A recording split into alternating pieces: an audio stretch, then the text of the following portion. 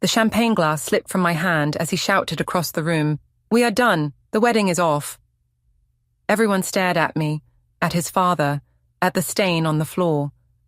His father's hand was under my skirt in front of everyone, and I still told myself it was nothing. Now everyone blames me, and maybe they're right, but I'm not sure. Before we dive deeper into this story, I have one small request. Please subscribe, drop a like, comment, and hit that hype button to boost this channel so more people can discover these incredible stories. My name is Isolde Hart. I am 31.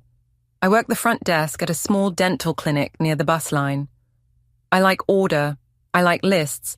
I like to know what will happen next. My fiancé, Leon, likes peace.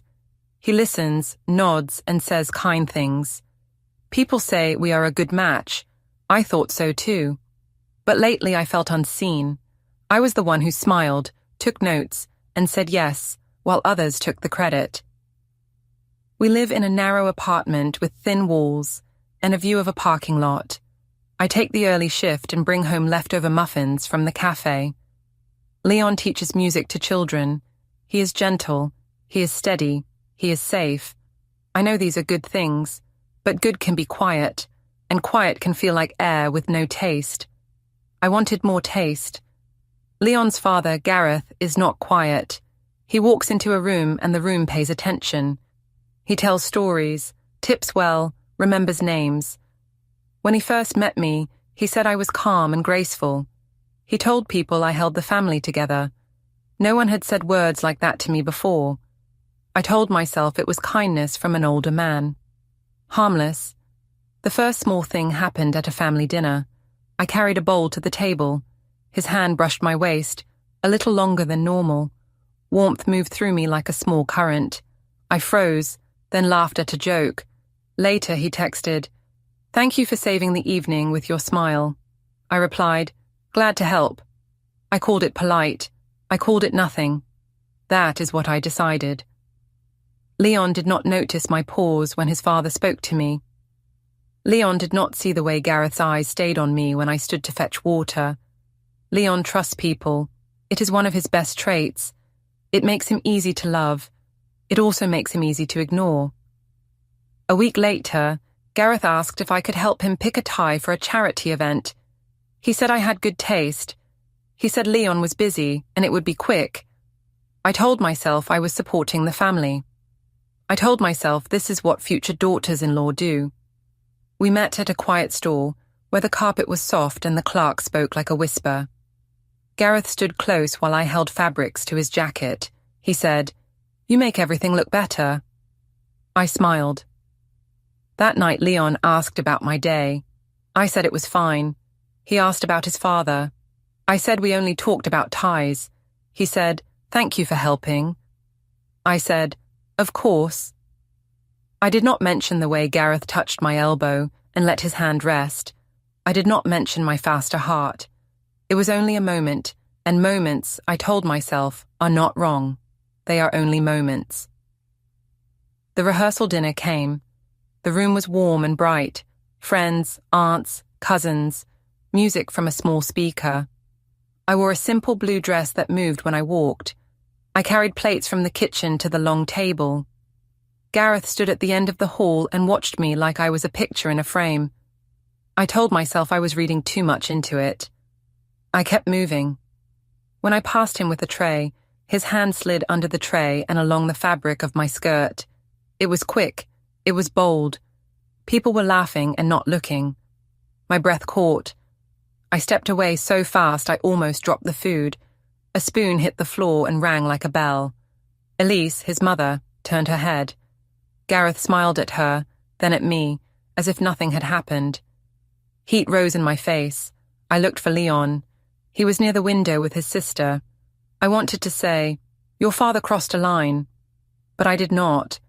I told myself I misunderstood. I told myself older men can be clumsy. I told myself the fabric is slippery, and hands sometimes slip. It was easier than starting a storm. Later that night, Gareth texted, "You looked stunning. Proud to have you join our family." I stared at the words. I typed, Thank you. I erased it. I typed, please keep things respectful. I erased it. I sent nothing. I put my phone face down and lay awake. In my head, I heard the spoon hit the floor again and again. The next morning, Leon asked, "Did you sleep well?" I said, "Yes." It was a lie. I told myself I was protecting him from pain. I told myself silence was mercy. At the clinic, I checked in patients and spoke softly about insurance and forms. My smile felt stiff, but no one noticed. 2 days later, Gareth came to the clinic with a gift bag. Inside was a silk scarf. He said it would match my blue dress. He said, "You deserve beautiful things." The other receptionist smiled and said, "How sweet." I felt trapped between light and shadow. I said thank you because everyone was watching. After he left, I hid the scarf in a bottom drawer. That evening, Leon found the box. He smiled and said, "Dad is generous. He likes you a lot." He asked me to wear the scarf to the welcome dinner. I nodded. I could not speak. I wanted to tell him, "Please do not ask me to wear this," but I swallowed the words. At the welcome dinner, the house shone again. The smell of citrus and roasted chicken, cards on a side table. Music moved along the ceiling. I stayed near the kitchen, refilling glasses, avoiding the end of the hall. Elise watched me with a tight smile that did not reach her eyes. Leon took my hand and said, "Are you okay?" I said, "I am fine." He said, "You look pale." I said, "It is warm in here." It was partly true. Then Gareth raised a glass and told a story about the first time he met me. He made me sound perfect. People clapped. I felt my skin crawl. I needed air. I walked toward the hall. He followed. The hall was narrow. He stepped close. He reached again, quick and sure, and slid his hand higher than before. A tray clattered. Heads turned. The room went silent. Leon saw my face change. Gareth's smile fell flat. I said, "It is fine," before I even knew I was speaking. Leon stared at me, then at his father. Elise pressed her lips together. A cousin whispered, "Did you see that?" Another said, "Maybe it was an accident." I stood in that narrow space and told myself a final soft lie. If I keep quiet, this will pass like a small cloud. I told myself the hallway moment would fade if I stayed calm. If I smiled, helped with plates, and said nothing, people would forget. This was my plan. Keep the house quiet, keep Leon calm, keep myself clean. I believed that was kindness. The next morning, Leon made coffee and watched me. He did not play his guitar. He did not hum. "Are you okay?" he asked. I said, "I am fine." He waited for more. I gave him nothing. He said, "What happened with my father?" I said, "He bumped into me. The hall is narrow." Leon frowned. "That is not what I saw." I lifted my mug and said, "You only saw what you wanted." He looked away, hurt and confused. It was easier to let him doubt himself than to let him see me. I went to work and told myself I was busy. I checked in patients, stamped forms and nodded at small talk. At noon, my phone buzzed. A message from Gareth. "You looked pale last night. I am sorry if I pushed a boundary. You are special." I stared at the screen. The words looked like care, but they felt like a hook. I typed, "Please stop." I erased it. I typed, "We should not talk." I erased it. I put the phone in my drawer and told myself silence was the high road. At home, Leon tried again. "Tell me the truth," he said. I said, "The truth is, you do not trust me." He said, "I want to, but I feel wrong inside." I said, "You always feel wrong. You call it caution, but it is fear." He bit his lip and nodded like I had taught him a lesson. I felt powerful. I called it leadership. Others might call it something else. 2 days later, Gareth came to the clinic. He asked for whitening strips and then slid a small box across the counter. Inside was a silver bracelet. "It is simple," he said. "No one will notice." I kept my face still. The other receptionist said, "So kind." I said, "Thank you," because she was looking. When he left, I hid the box in my bag and felt the shape of it all afternoon like a stone. That evening, Leon found the bag. "What is this?" he asked. I said, "A gift." He said, "From my father." I said, "He gives gifts to everyone." Leon stared at me. "He does not give gifts like this to everyone." I laughed. "You are jealous of a bracelet." He shook his head and walked to the sink. "I am scared, Isolde." His voice was soft. "I feel like I am losing you, and I do not know why." I wanted to tell him he was right. Instead, I said, "Then be stronger." Elise called the next day. "We are so close to the wedding," she said. "Let us not invite trouble." I asked, "What trouble?" She paused. "The way you move around Gareth, the way people look." I laughed. "People look because I work hard," I said. "People look because you make them look," she replied. I said, "I am joining your family, not fighting it." She said, "Then act like it," and hung up. I made a new plan. I would keep Gareth at a distance in ways no one could see. I would not reply to messages. I would avoid the end of the hall. I would smile at Elise and be sweet to the cousins. This would fix it. I wrote it in my list and checked the boxes in my head. But lists do not fix people. Gareth sent another message. "You deserve better than doubt. I see you." I did not answer. He sent a photo of the blue tie I had chosen. "Luck," he wrote. I locked my phone. At dinner, Leon tried to talk about music class. I nodded and said, "Great." He said, "They learned a new song today." I said, "Nice." He looked small at the table. I told myself he made me small first by asking hard questions. I told myself this was balance. A cousin pulled me aside in the kitchen and whispered, "Did something happen? People are talking." I said, "People always talk." She said, "I am on your side." I smiled and poured her tea. It felt good to have a side, even if it was only one person. Leon began checking the family group chat late at night. I woke to the blue light on his face. He scrolled, sighed, and turned the phone face down when I opened my eyes. I said, "Do not bring gossip to our bed." He said, "I'm trying to understand what is true." I rolled over and said, "Truth is what we make with our choices." It sounded wise. It was also a net I had tied for myself and now lived inside. On Thursday, Gareth showed up at our building. He waited near the mailboxes and said, "Walk with me." I kept my arms folded. "No," I said. He smiled like he was patient, like I was a child with a fear. "It is simple," he said. "We talk, then we stop this noise. Leon will calm down. Elise will forget. You will have your wedding." I wanted the quiet more than I wanted the truth.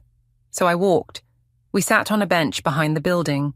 He said, "I am sorry for my hands." I said, "Do not touch me again." He nodded.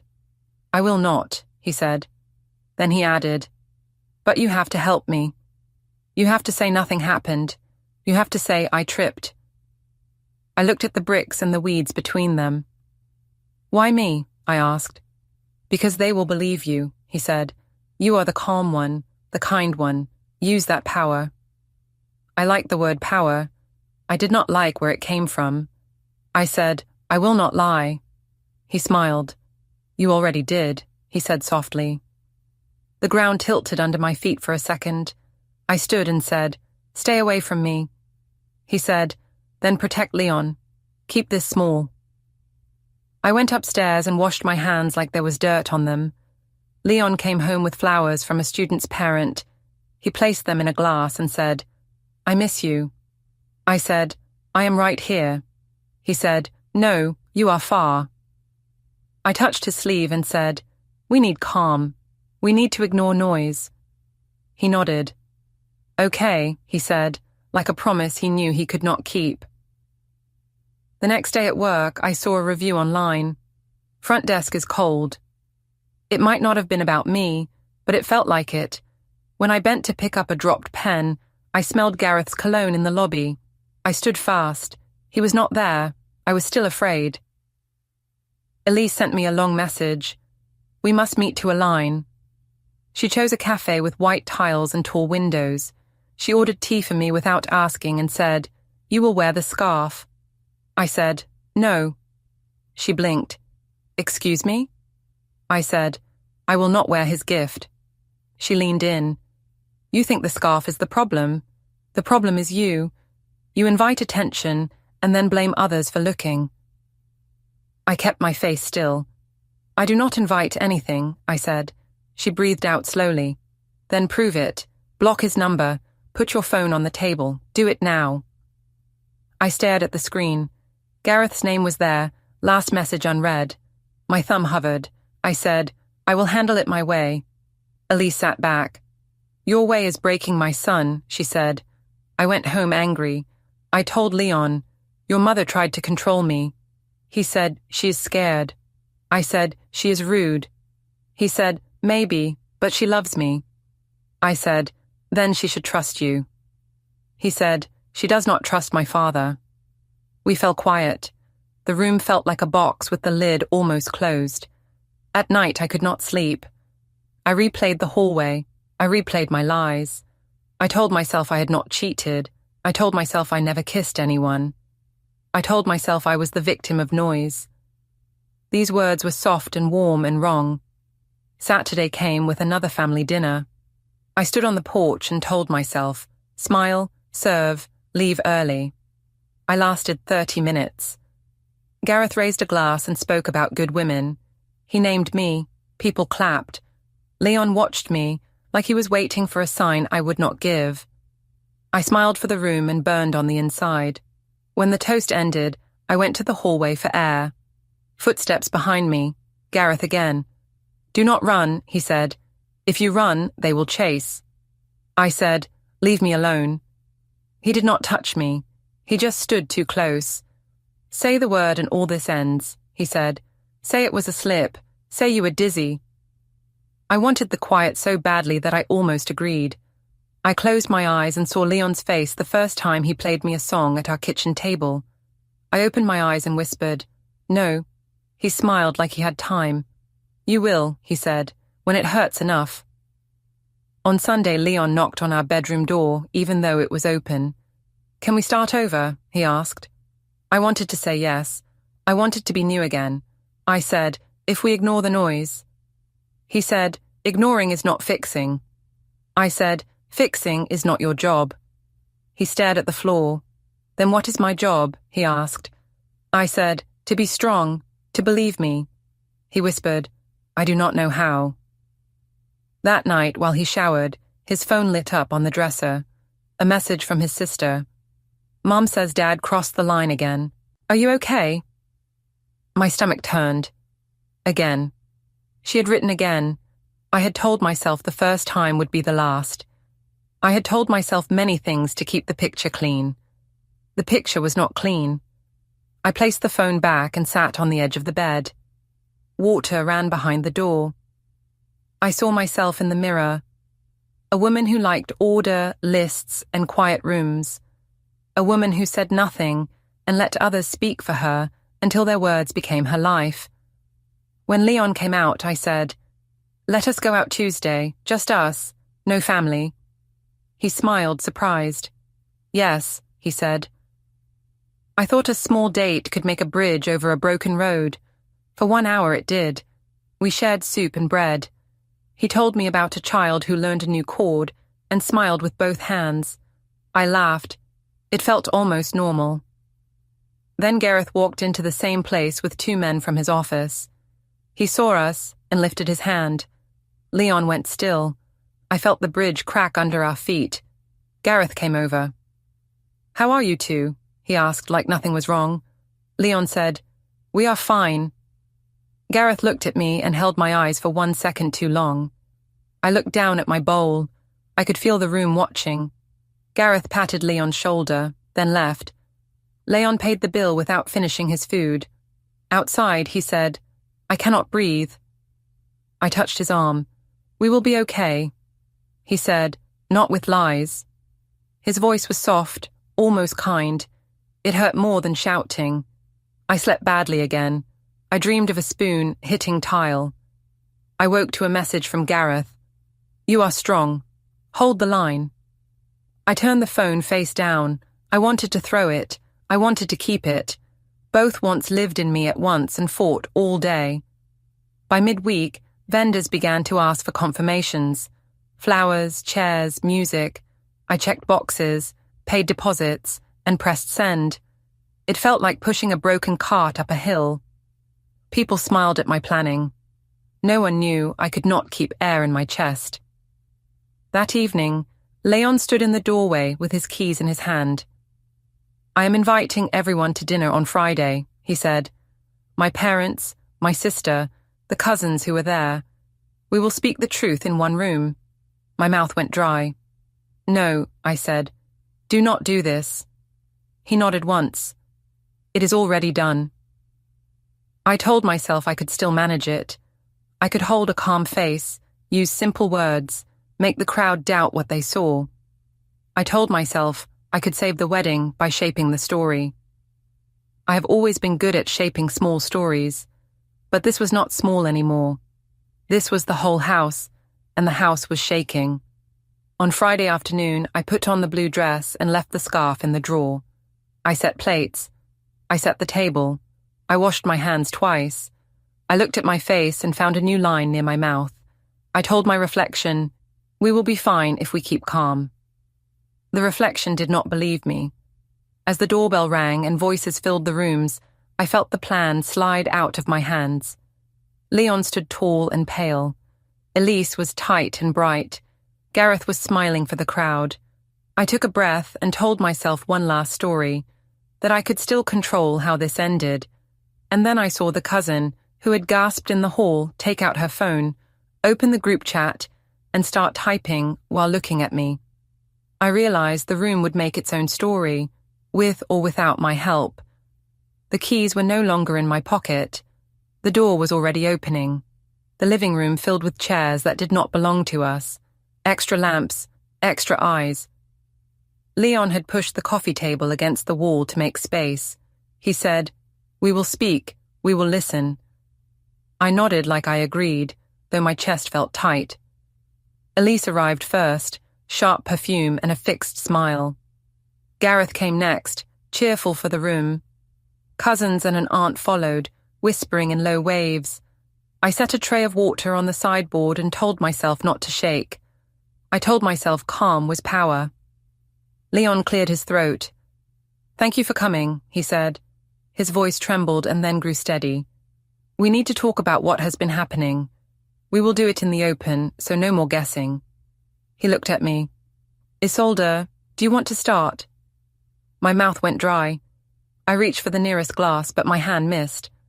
"I am fine," I said. "You can go first." He nodded, folded his hands, and turned to his family. "I saw something," he said. "I saw my father touch Isolde in the hall, twice, maybe more. I have asked for the truth and I keep getting silence. I cannot build a life on silence." Elise shifted in her chair. "Gareth would never," she began, but Leon held up a hand. "Please," he said, "let us finish a sentence before we start a war." His eyes were red but clear. Gareth smiled like a host. It was a narrow space. I moved, she moved, we bumped. Anyone can see that this is nothing. I adore Isolde as a future daughter-in-law. I would never make her uncomfortable. His words were smooth and pretty, like polished stones. For a second, I almost believed them again, the way I had trained myself to do. A cousin raised her hand like this was a class. "I was there," she said. "It did not look like a bump." Another cousin nodded. I heard the tray hit the tile. I saw her face. The room turned toward me as if pulled by a string. My back straightened. My list ran through my head. Smile, speak softly, do not feed the fire. "I am okay," I said. "It was a quick thing. I do not want trouble. We have a wedding to plan." Elise let out a quiet laugh. "You think this is about planning? This is about respect." She leaned forward.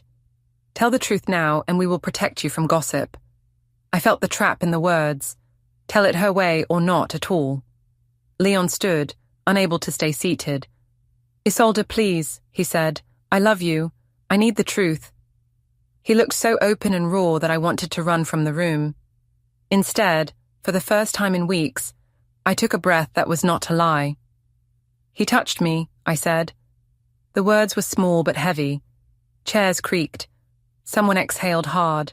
Gareth's smile cracked. "Now wait," he said, palms out.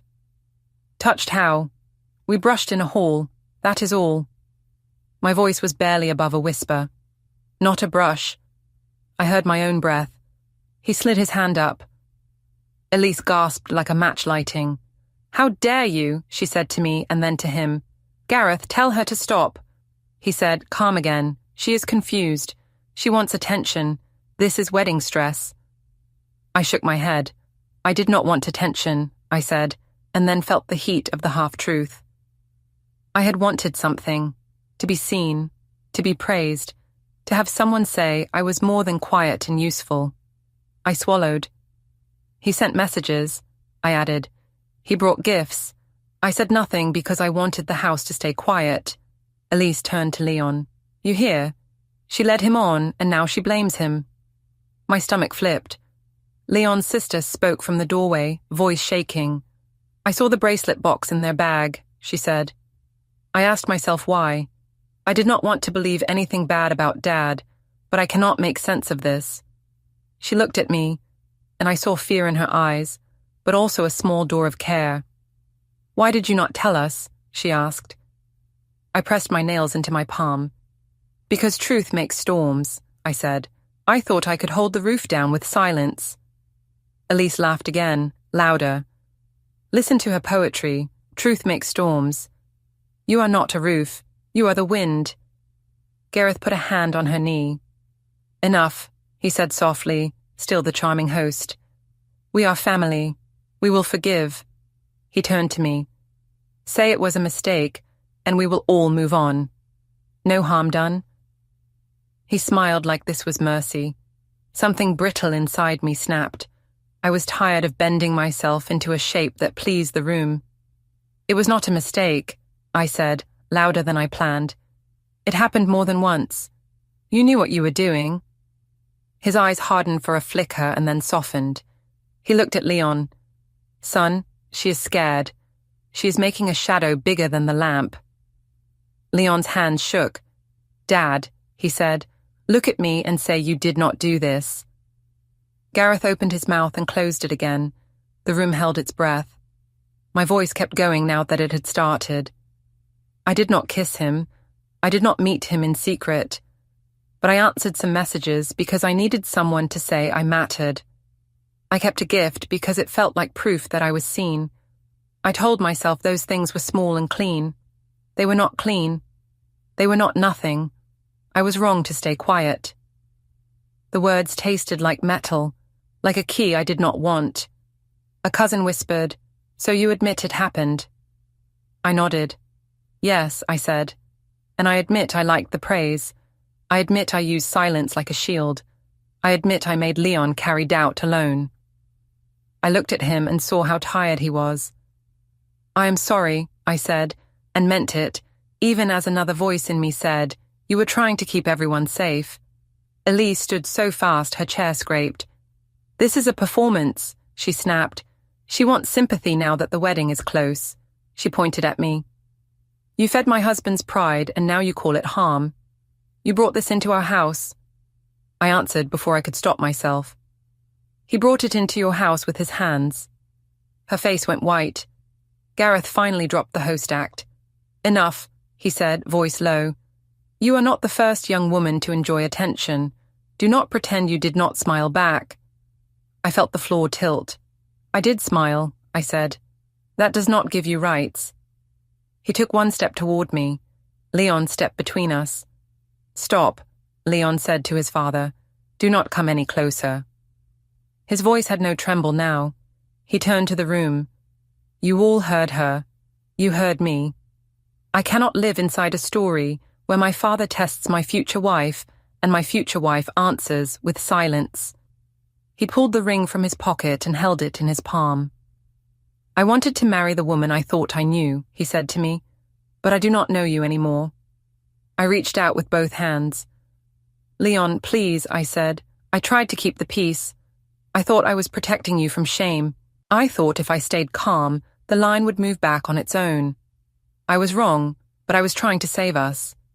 He shook his head. You were trying to save the picture, not us. His words were soft. They cut like glass.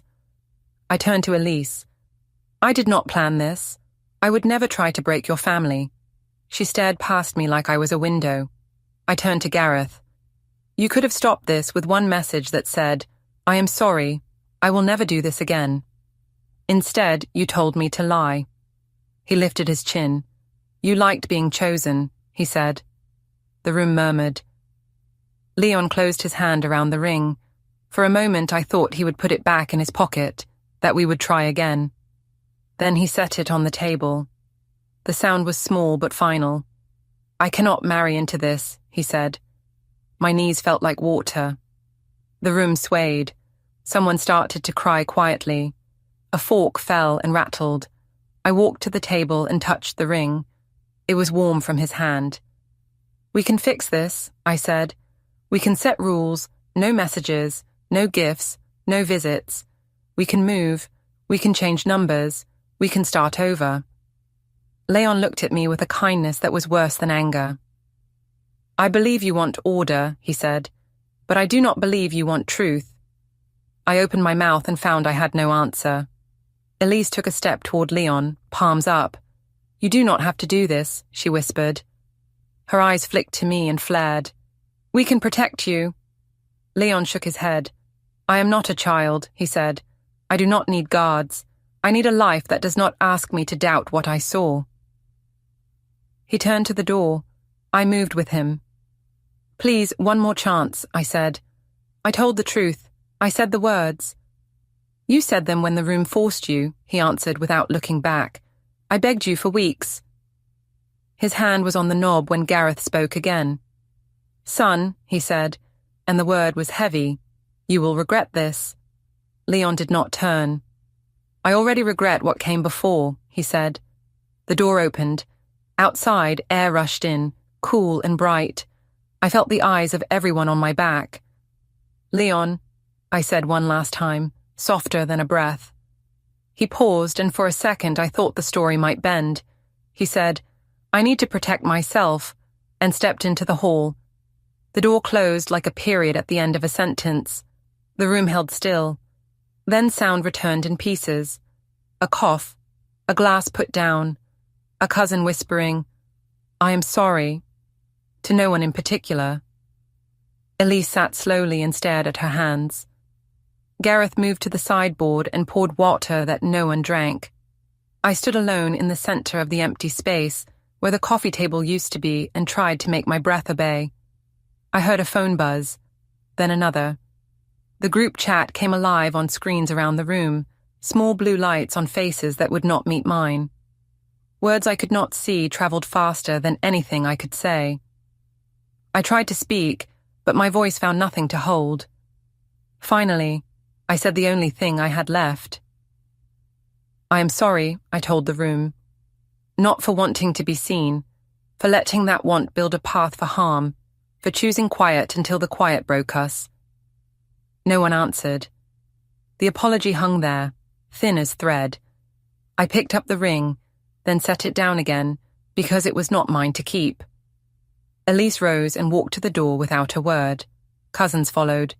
The aunt patted my arm and then looked away.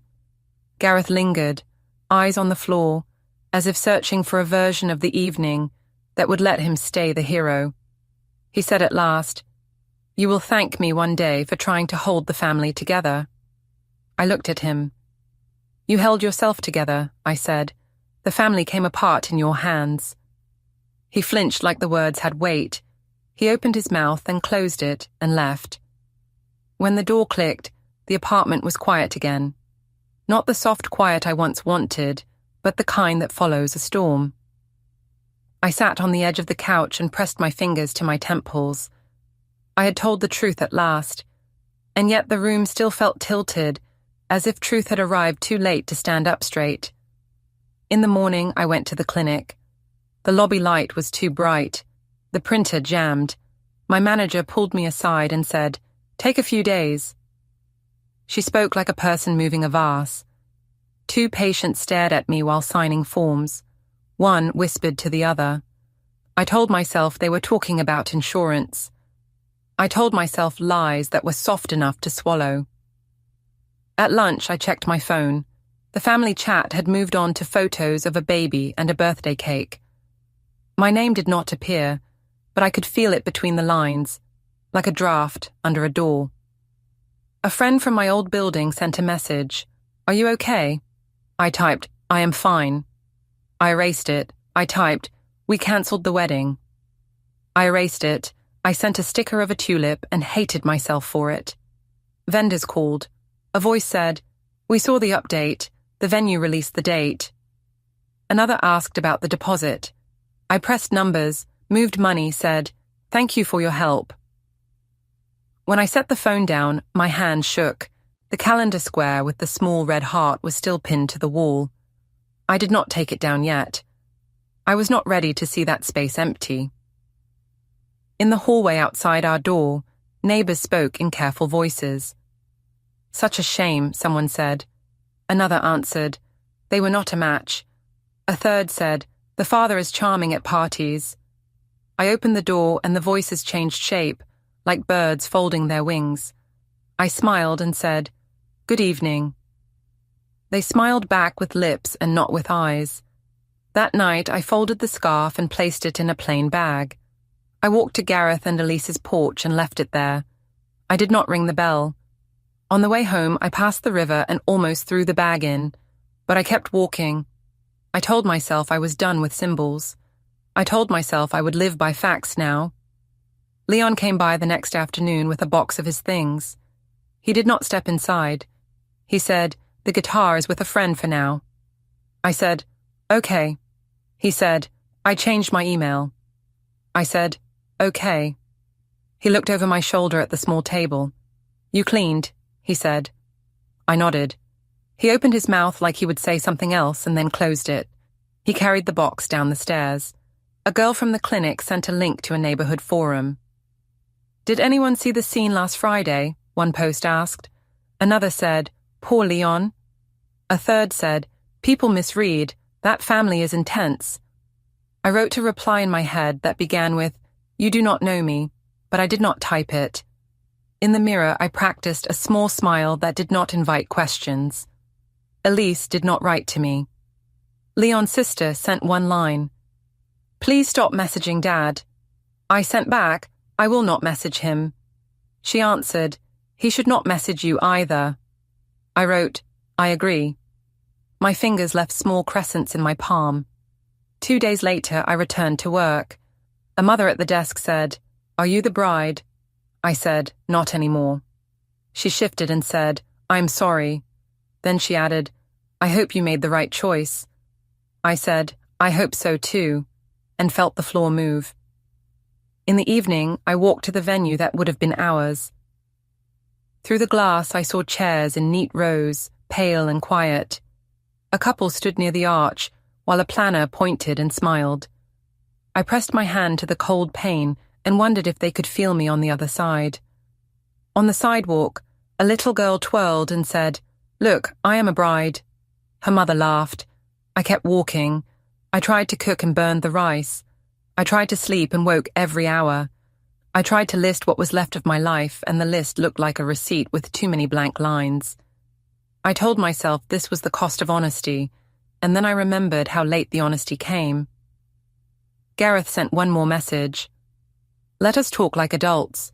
We can fix the story. I blocked the number and stood very still, as if the act might be heard through walls. My phone felt lighter and heavier at the same time. My hands would not stop shaking. The next day, the clinic owner asked me to meet in his office. He said, we are a family practice. We need calm. People in town are talking. You may take a leave, or we may part ways. He looked at the window while he spoke. I said, I will take a leave. He said, we will pay 2 weeks. He shook my hand as if I had brought him a form to notarize. I packed my drawer into a small box. A patient brought flowers and asked for Leon's music class schedule for her son. I wrote it on a card. She said, "He is kind. He helped my boy last year." I nodded. When she left, I folded my coat over the box and walked out. I tried to call my mother. She answered on the third ring and said, "What happened?" I said, "I made bad choices." She said, "Did he hurt you?" I said, "He crossed a line and I stayed quiet." She said, "Why?" I said, "I thought the line would move back on its own." She was quiet. Then she said, "Come home for a few days." I said, "Not yet. I need to stand here and feel it." On what would have been the rehearsal night, I sat on the floor with the box from work and the receipt from the venue. The lamp buzzed. Outside, a car alarm chirped and stopped. I picked up the ring that was not mine and placed it in a small dish. I told myself I was returning objects to their natural places. I told myself this was order. A knock came close to midnight. It was Leon. He stood in the doorway like a question.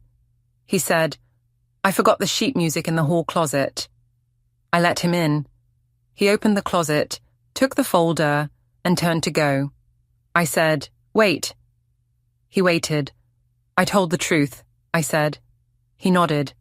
"Yes." "I am sorry," I said, "not for wanting to be seen, for using silence as a tool, for feeding a story I could have ended sooner." He looked at the floor. "I hear you," he said. He did not move closer. I wanted to ask for another chance and felt the ache of it rise. I swallowed it. I said, "If you ever want to talk, I will listen." He said, "I need time without storms." I said, "I understand." He lifted the folder like a shield and stepped back into the hall. The door closed softly. I sat on the couch and stared at the dish with the ring. I imagined placing it in his hand without words. I imagined waking in a house where no one looked at doors while they spoke. Then I stood, took the calendar square with the red heart, and peeled it off the wall. The paint underneath looked new. I carried the square to the trash and paused. I held it above the bin for a long breath and then let it go. It fell with a soft sound. The room was very still. Somewhere a pipe ticked like a slow clock. I sat back down and folded my hands in my lap the way I do when patients ask me for directions, and I do not know the answer. A message from a friend lit the screen. "Dinner next week?" I wrote, "Yes." I erased it. I wrote, "Maybe." I sent it. The small word looked like a step onto thin ice. I put the phone face down and stared at the ceiling until my eyes stung. Outside, a siren moved through the night and faded. I thought about the girl at the window and the couple by the arch.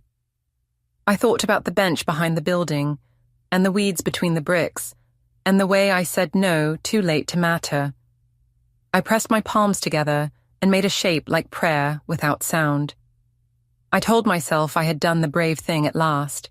I told myself I had saved someone, even if it was not me. And then I heard the quiet answer I did not want. Maybe I only saved the picture of myself I wanted them to see.